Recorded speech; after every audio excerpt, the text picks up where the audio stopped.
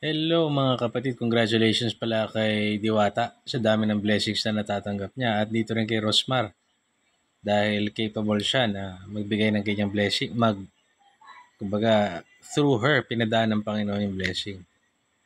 Alam niyo mga kapatid, nakakatuwa na napaka-positive ng pagtingin ko sa mga pangyayari sa buhay ni Diwata.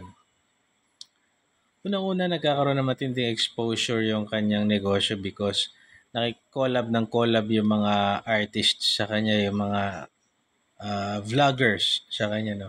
Ito namang mga vloggers na ito, kumikita rin. So, hopefully, nababayaran nila si Diwata. At the same time, yung iba naman kagaya ni Rosmar, nakakatulong siya kay Diwata, no? And win-win ito kasi natulungan mo na yung tao.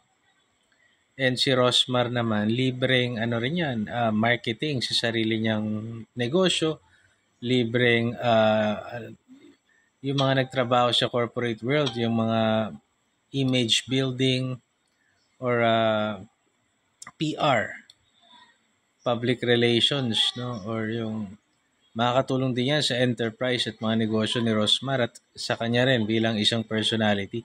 So ito ang example ng ano siya ng harmonious relationship.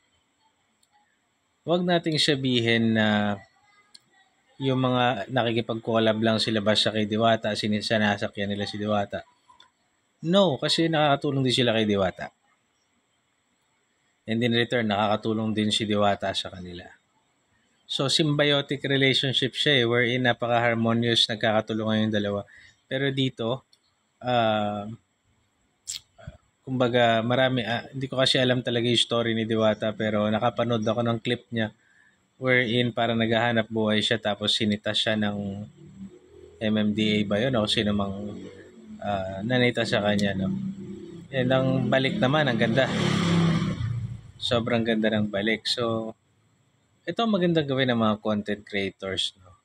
Kung content creator ka na sobra-sobra na yung blessing mo, why not na tumulong ka?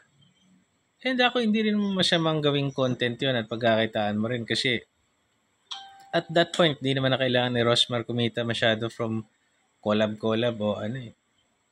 Pero, content creator ka eh. Ano namang masama? Di ba? Diyos na lang yung manghuhusga sa'yo kung ano laman ng puso mo, whether it's genuine or not.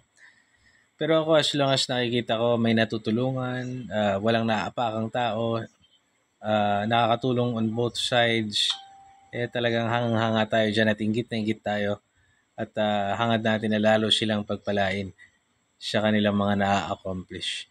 God bless you and stay safe.